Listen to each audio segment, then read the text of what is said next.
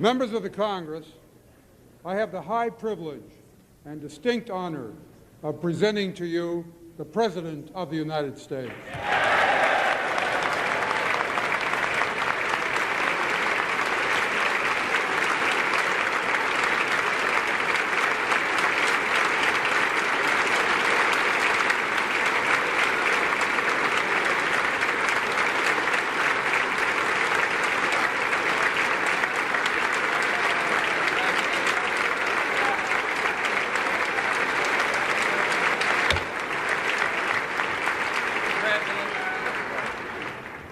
President and Mr. Speaker, and members of the United States Congress, and distinguished guests, fellow Americans, thank you very much for that warm welcome. We gather tonight, witness to events in the Persian Gulf as significant as they are tragic. In the early morning hours of August 2nd, following negotiations and promises by Iraq's dictator, Saddam Hussein, not to use force, a powerful Iraqi army invaded its trusting and much weaker neighbor, Kuwait.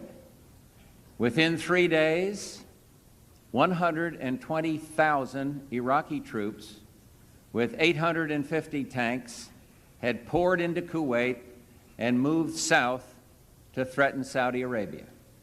It was then that I decided to act to check that aggression. At this moment, our brave servicemen and women stand watch in that distant desert and on distant seas, side by side with the forces of more than 20 other nations.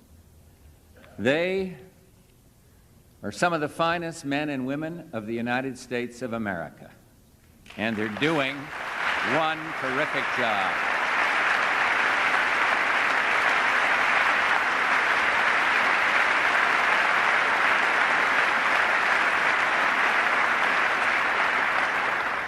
These valiant Americans were ready at a moment's notice to leave their spouses and their children to serve on the front line halfway around the world. And they remind us who keeps America strong? They do. And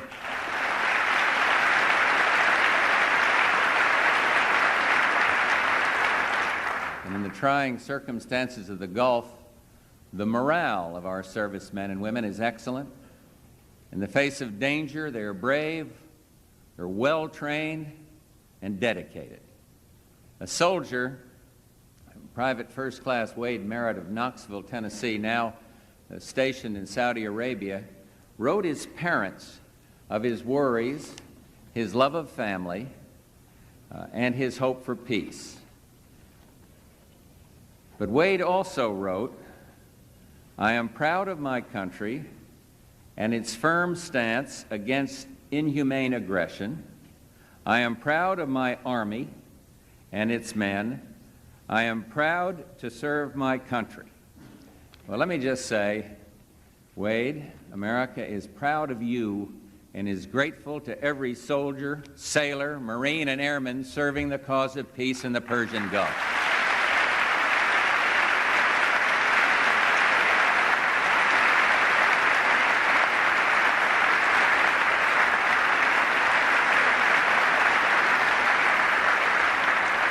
I also want to thank the chairman of the Joint Chiefs of Staff, General Powell, the chiefs here tonight, our commander in the Persian Gulf, General Schwarzkopf, and the men and women of the Department of Defense. What a magnificent job you all are doing, and thank you very, very much from a grateful country.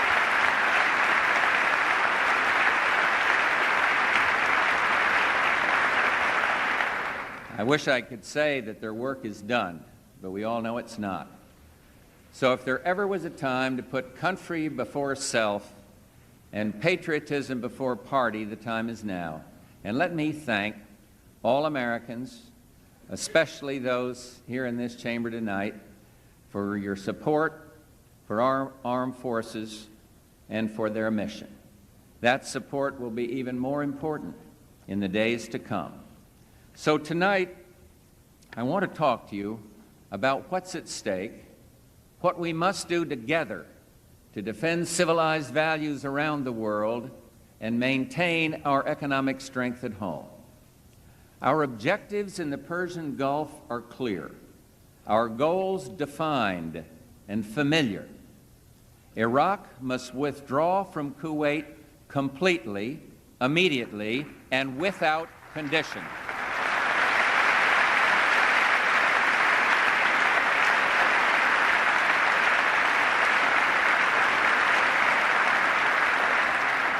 Kuwait's legitimate government must be restored.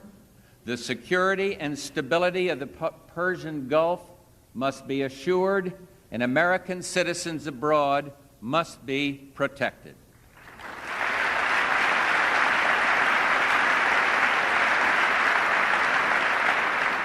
These goals are not ours alone. They've been endorsed by the United Nations Security Council 5 times in as many weeks. Most countries share our concern for principle, and many have a stake in the stability of the Persian Gulf. This is not, as Saddam Hussein would have it, the United States against Iraq. It is Iraq against the world. And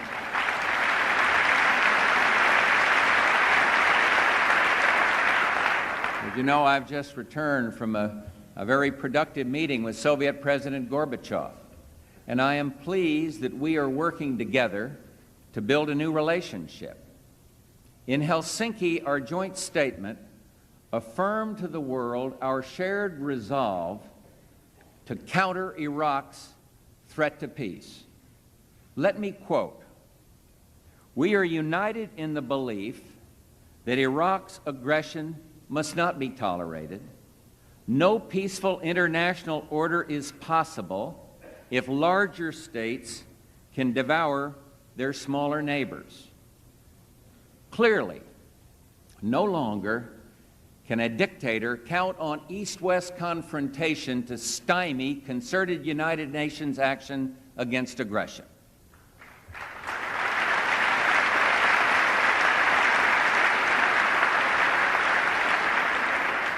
A new partnership of nations has begun, and we stand today at a unique and extraordinary moment. The crisis in the Persian Gulf, as grave as it is, also offers a rare opportunity to move toward an historic period of cooperation. Out of these troubled times, our 5th objective, a new world order, can emerge, a new era, freer from the threat of terror, stronger in the pursuit of justice, and more secure in the quest for peace. An era in which the nations of the world, East and West, North and South, can prosper and live in harmony. 100 generations have searched for this elusive path to peace, while 1,000 wars raged across the span of human endeavor. And today that new world is struggling to be born. A world quite different from the one we've known, a world where the rule of law supplants the rule of the jungle, a world in which nations recognize the shared responsibility for freedom and justice, a world where the strong respect the rights of the weak. This is the vision that I shared with President Gorbachev in Helsinki. He and other leaders from Europe, the Gulf, and around the world understand that how we manage this crisis today could shape the future for generations to come. The test we face is great, and so are the stakes. This is the first assault on the new world that we seek, the first test of our mettle.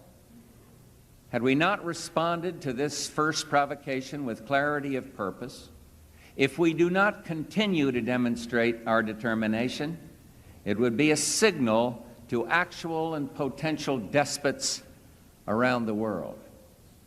America and the world must defend common vital interest, and we will.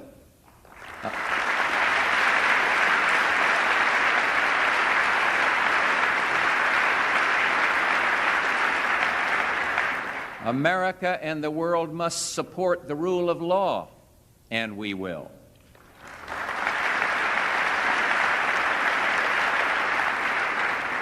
America and the world must stand up to aggression, and we will.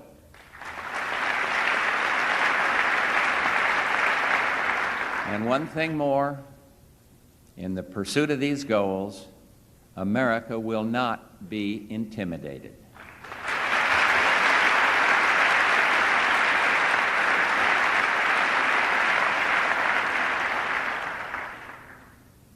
Vital issues of principle are at stake. Saddam Hussein is literally trying to wipe a country off the face of the earth.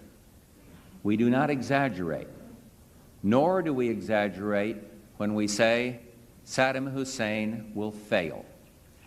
Vital economic interests are at risk as well. Iraq itself controls some 10% of the world's proven oil reserves. Iraq plus Kuwait controls twice that.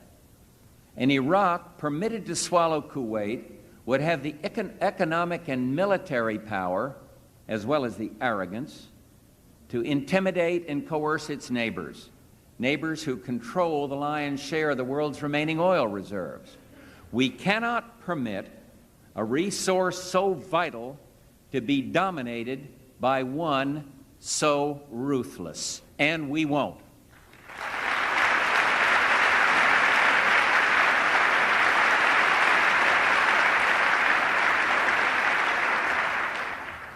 Recent events have surely proven that there is no substitute for American leadership. In the face of tyranny, let no one doubt American credibility and reliability. Let no one doubt our staying power. We will stand by our friends. One way or another, the leader of Iraq must learn this fundamental truth.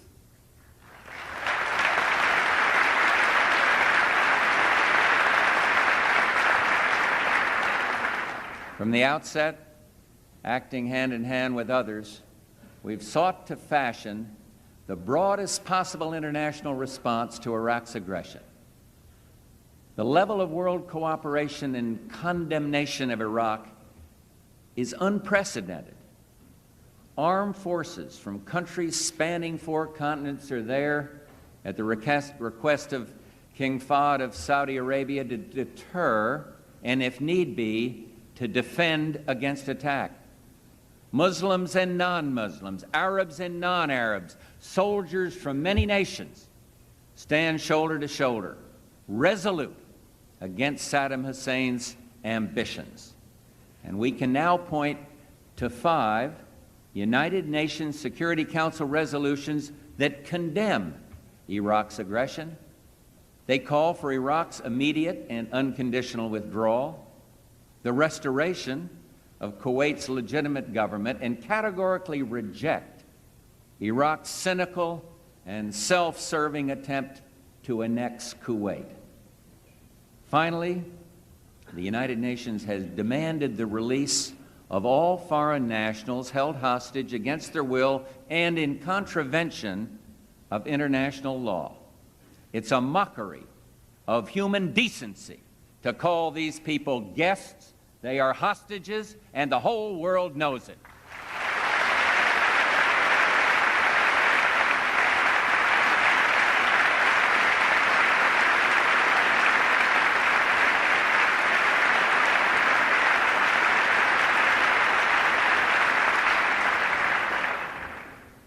Prime Minister Margaret Thatcher, our dependable ally, said it all. We do not bargain over hostages. We will not stoop to the level of using human beings as bargaining chips, ever. Of course our hearts go out to the hostages and to their families, but our policy cannot change, and it will not change. America and the world will not be blackmailed by this ruthless policy.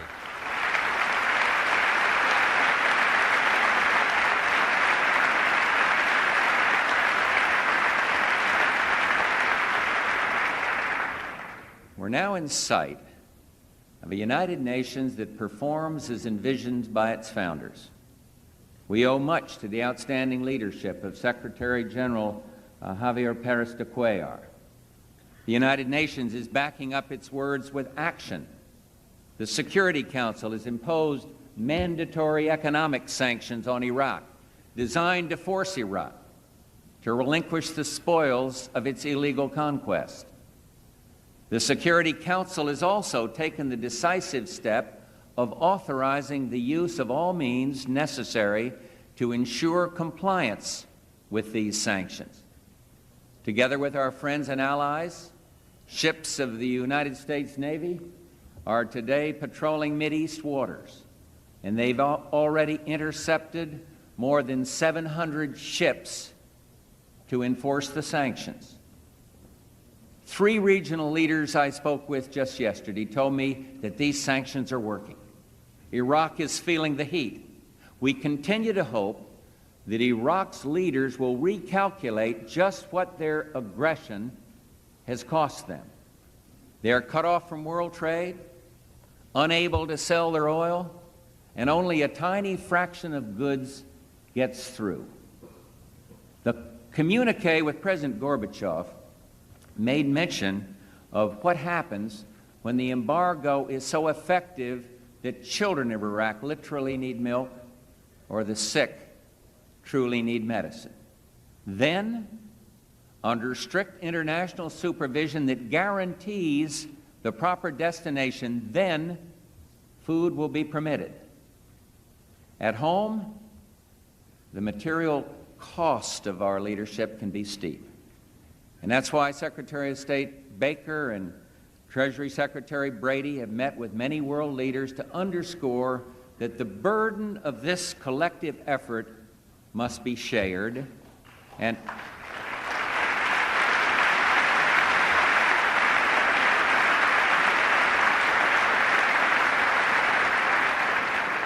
we are prepared to do our share and more to help carry the load. We insist that others do their share as well.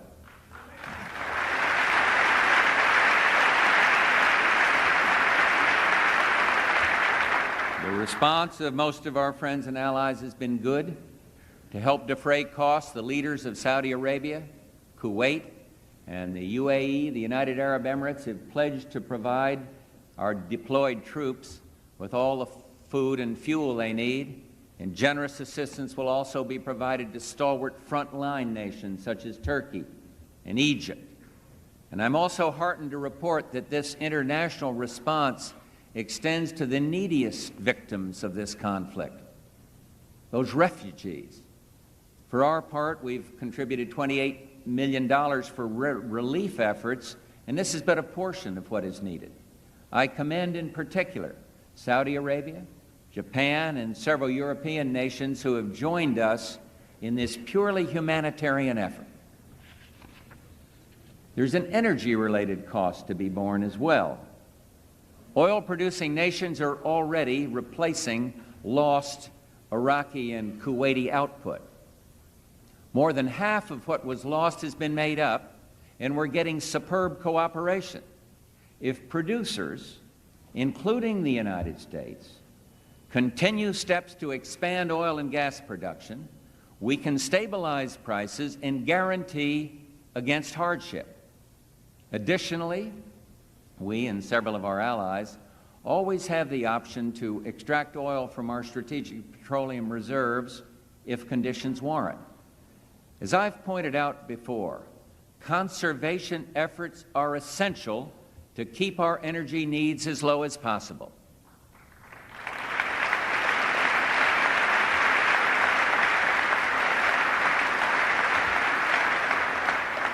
And we must then take advantage of our energy sources across the board: coal, natural gas, hydro, and nuclear.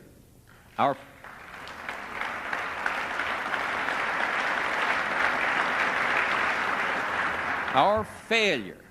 failure to do these things has made us more dependent on foreign oil than ever before.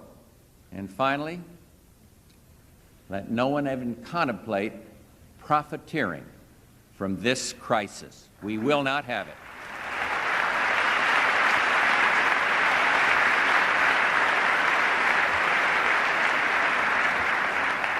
I cannot predict just how long it'll take to convince Iraq to withdraw from Kuwait. Sanctions will take time to have their full intended effect. We will continue to review all options with our allies, but let it be clear, we will not let this aggression stand. Our interest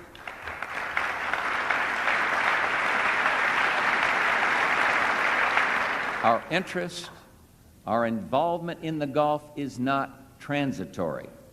It predated Saddam Hussein's aggression and will survive it. Long after all our troops come home, and we all hope it's soon, very soon, there will be a lasting role for the United States in assisting the nations of the Persian Gulf. Our role then, to deter future aggression.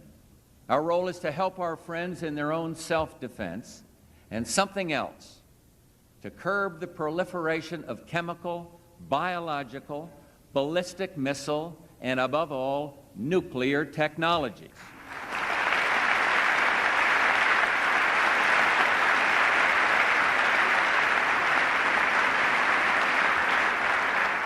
And let me also make clear that the United States has no quarrel with the Iraqi people. Our quarrel is with Iraq's dictator and with his aggression. Iraq will not be permitted to annex Kuwait. And that's not a threat, it's not a boast, that's just the way it's going to be.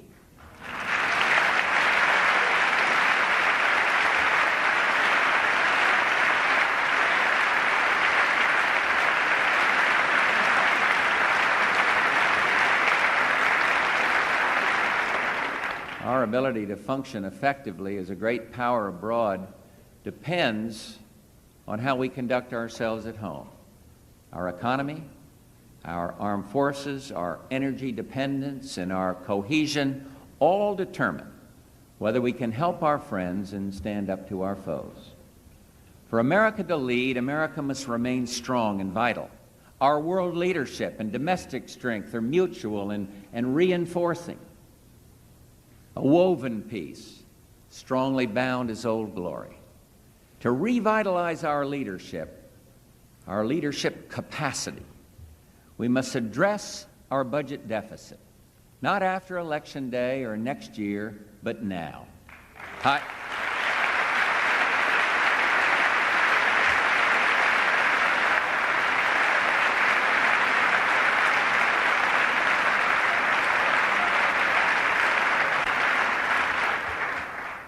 Higher oil prices slow our growth, and higher defense costs would only make our fiscal deficit problem worse. That deficit was already greater than it should have been, a projected $232 billion for the coming year. It will be reduced.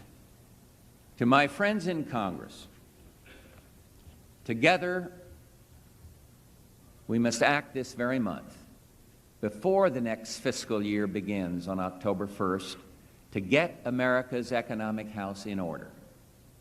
The Gulf situation helps us realize we are more economically vulnerable than we ever should be.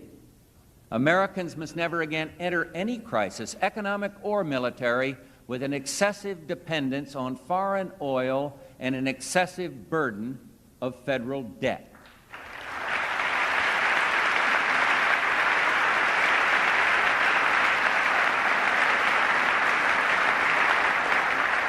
Most Americans are sick and tired of endless battles in the Congress and between the branches over budget matters.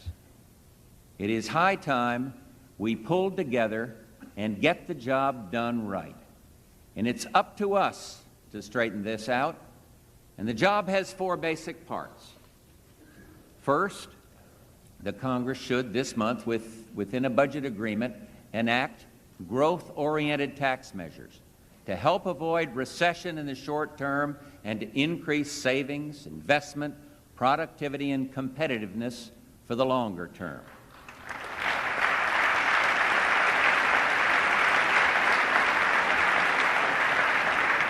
These measures include extending incentives for research and experimentation, expanding the use of IRAs for new homeowners, establishing tax-deferred family savings account, creating incentives for the creation of enterprise zones and initiatives to encourage more domestic drilling, and yes, reducing the tax rate on capital gains.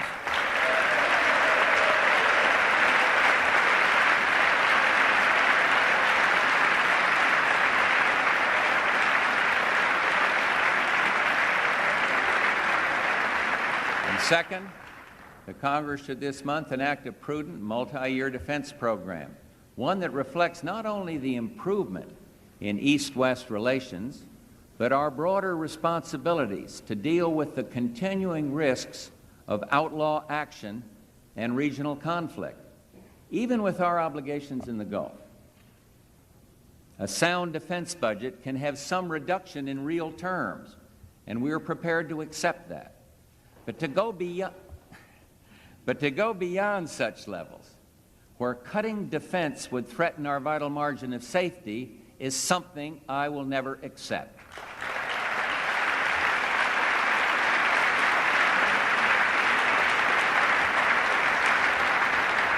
The world is still dangerous, and surely that is now clear. Stability is not secure. American interests are far-reaching. Interdependence has increased. The consequences of regional instability can be global. This is no time to risk America's capacity to protect her vital interests. And third, the Congress should this month enact measures to increase domestic energy production and energy conservation in order to reduce dependence on foreign oil.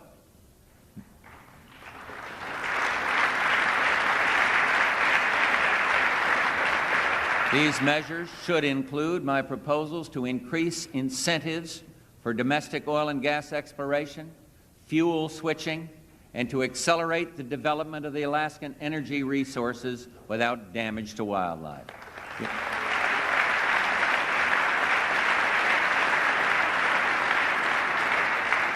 As you know, when the oil embargo was imposed in the early 1970s, the United States imported almost 6 million barrels of oil a day. This year, before the Iraqi invasion, U.S. imports had risen to nearly 8 million barrels per day, and we'd moved in the wrong direction. And now we must act to correct that trend. And fourth, the Congress should this month enact a 5-year program to reduce the projected debt and deficits by $500 billion. That's by $500 billion. And if, with the Congress, we can develop a satisfactory program by the end of the month, we can avoid the acts of sequester, deep, across-the-board cuts that would threaten our military capacity and risk substantial domestic disruption.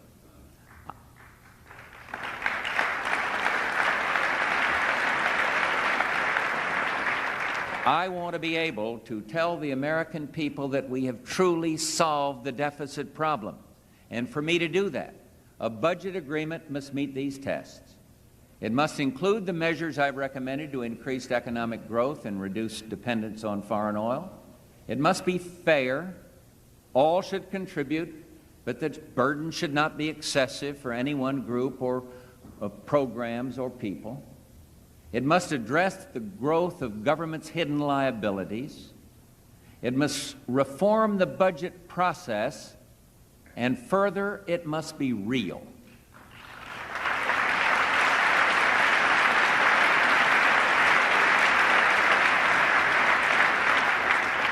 I urge Congress to provide a comprehensive 5-year deficit reduction program to me as a complete legislative package with measures to assure that it can be fully enforced. America is tired of phony deficit reduction or promise now, save later plans.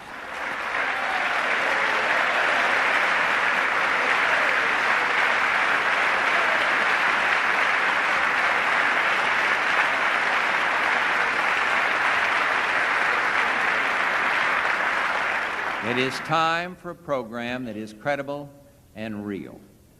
And finally, to the extent that the deficit reduction program includes new revenue measures, it must avoid any measure that would threaten economic growth or turn us back towards the days of punishing income tax rates.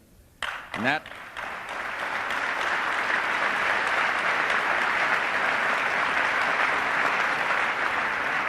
is one path we should not head down again. I have been pleased with recent progress, although it's not always seemed so smooth. But now it's time to produce. And I hope we can work out a responsible plan, but with or without agreement from the Budget Summit, I ask both houses of the Congress to allow a straight up or down vote on a complete $500 billion deficit reduction package not later than September 28th.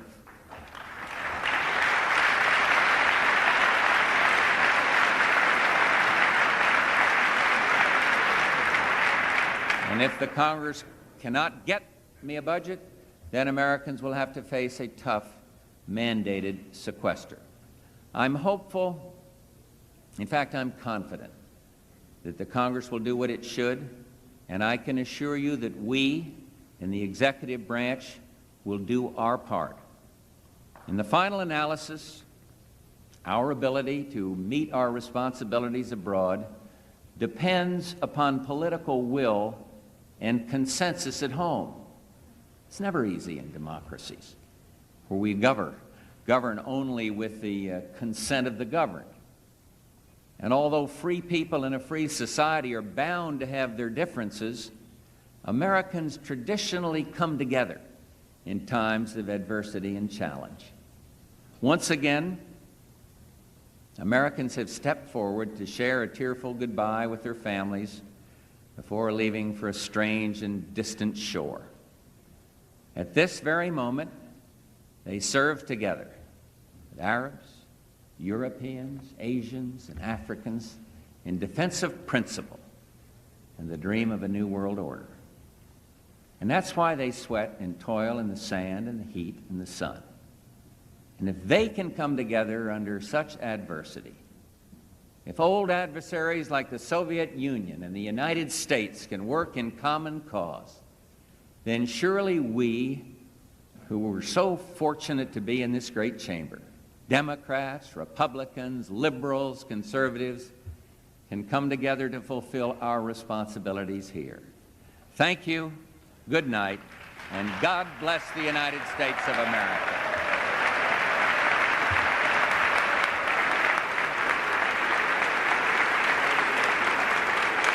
Thank you all very much.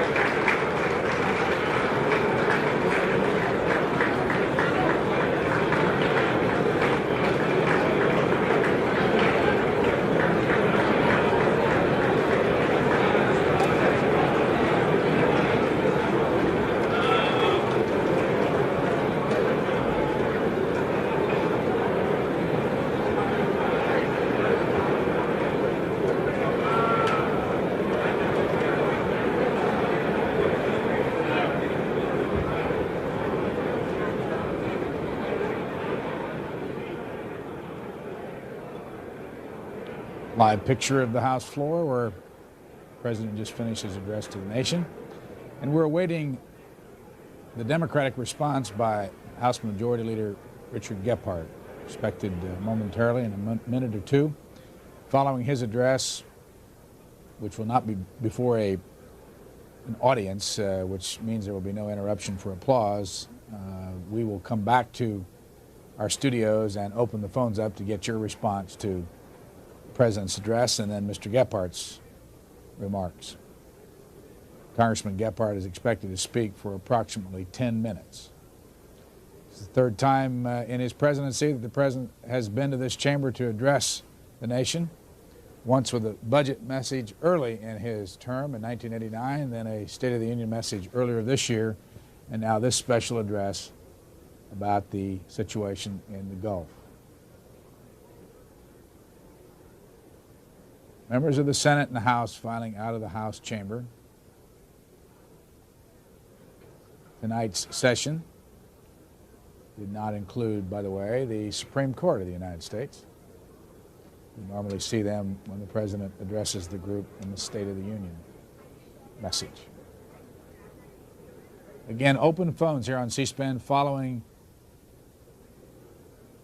Congressman Dick Gephardt's Democratic response. He, by the way, is located off the floor of the House in the House of Representatives clerk's office. Clerk of the House, Don Anderson by name, has an office right down the hallway from what you're looking at on your screen, and Mr. Gephardt has been mic'd and will soon be addressing the nation with the Democratic response. Again, following his address, open phones here on C-SPAN for a considerable amount of time, up to around 11 o'clock this evening. Included in that time will be some of the responses from members of the House and Senate who will be joining us from Statuary Hall, which is, again, right outside this door. President George Bush addressing the nation. I declare the joint session of the two houses now dissolved. Fully adjourning the session. And we now